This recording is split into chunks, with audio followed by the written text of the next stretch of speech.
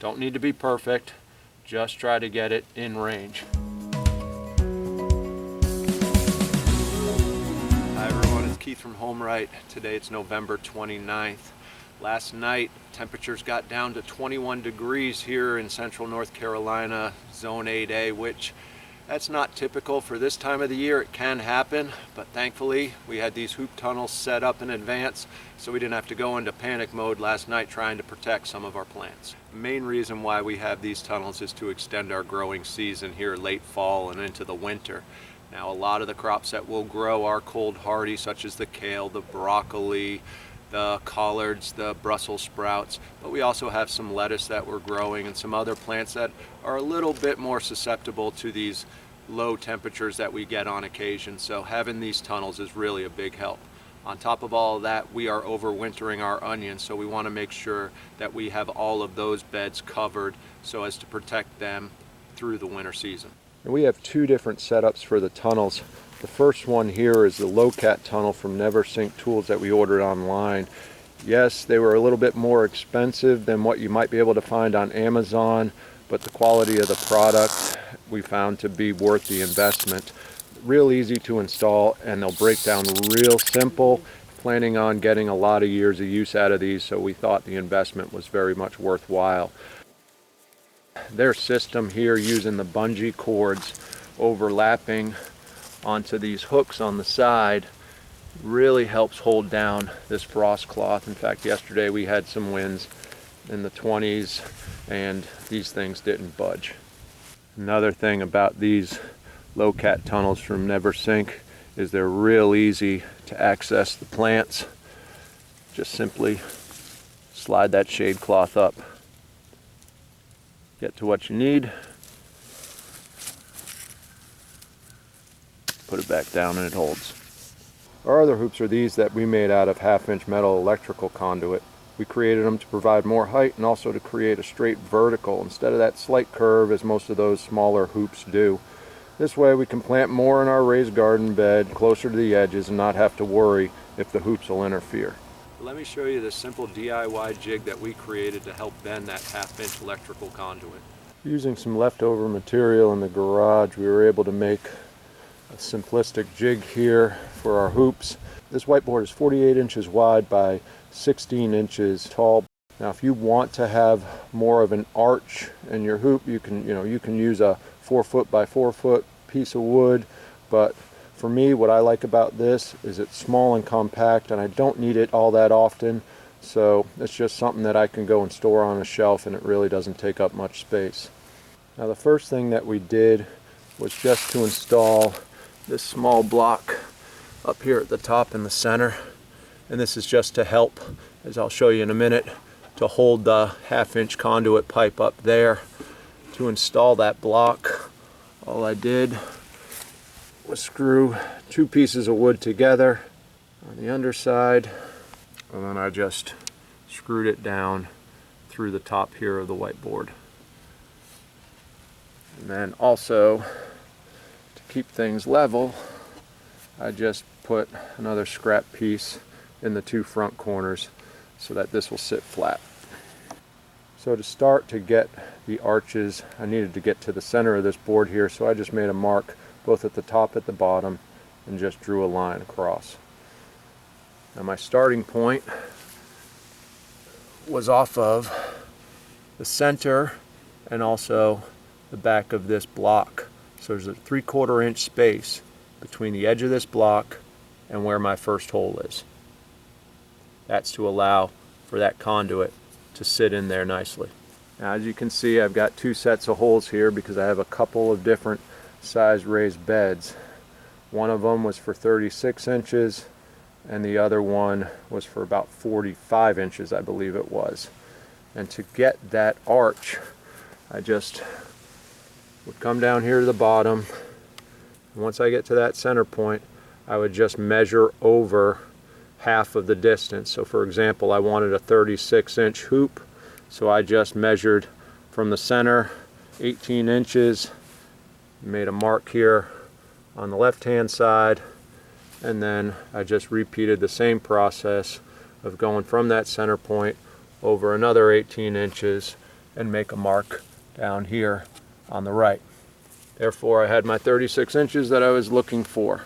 So one thing to take into consideration when you're taking your measurements is that this electrical conduit is probably, you allow for about 3/4 of an inch on each side. So depending upon exactly what measurement you're looking for, just make sure you take the width of that electrical conduit into consideration.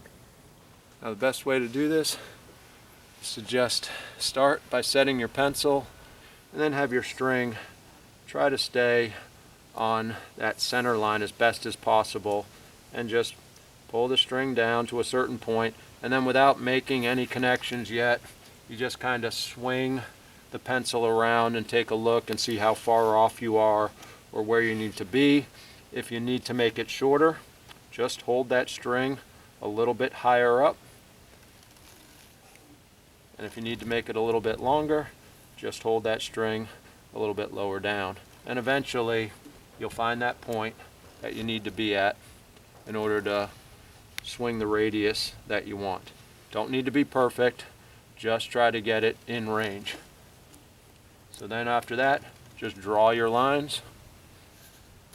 Next thing I'm going to do is get a bunch of these 2-inch screws and start putting them in along this pencil mark that I had.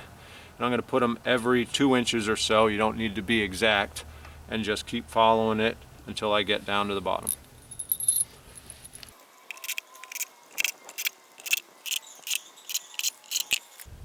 So now that we got all the screws in place, I'm just going to bang 4 of these stakes into the ground to help hold this jig when we're bending the electrical conduit.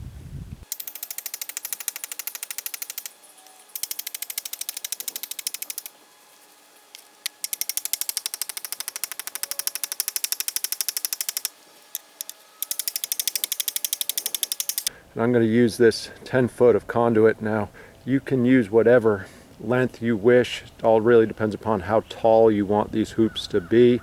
I just prefer this 10 foot to end up with, as I said, about 38 to 40 inches of total height at the top. What I do with this is I come in here and measure and get the middle of the conduit. What we're going to do now is take that pencil mark and line it up with the center of our jig.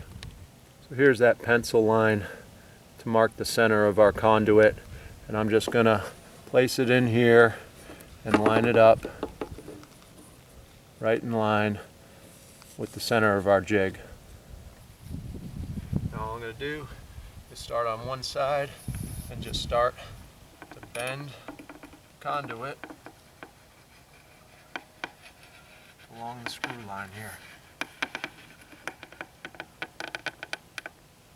Once I'm done with that, I'm just going to relax it and do the same to the other side.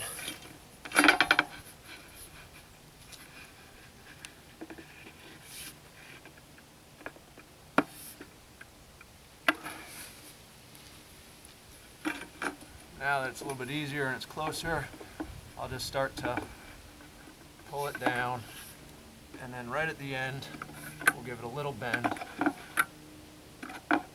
just so that we have what it is we're trying to get.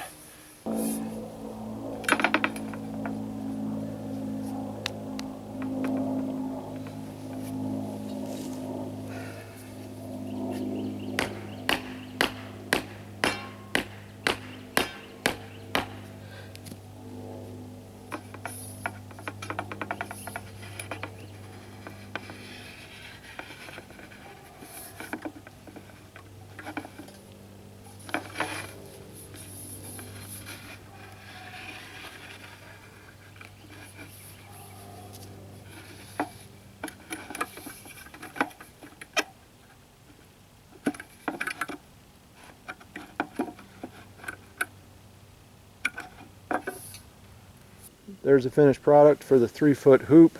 The one thing that you may notice if you decide to go with that same 16-inch wide board is that you get a slight kink in the metal there, but nothing that I'm worried about. Now with these hoops, I'll end up banging them into the ground probably about 5 or 6 inches. And there's a bunch of different ways that you can help to hold them in there if you want. One of the things that I find works the best is to just simply take 2 screws, one on each side of this, and that'll just help hold it in place pretty good. Picked up these clips on Amazon, pack of 80 of them. You'll go through them pretty quickly, but they're doing a good job to help hold down this frost cloth and clip on real easily to that 1/2-inch conduit. And then on the ends, you just tie the cloth together and just hold it down with a brick. Thanks so much for watching, guys. If you got any questions or suggestions, please put them down in the comment section below, and we'll see you on the next video.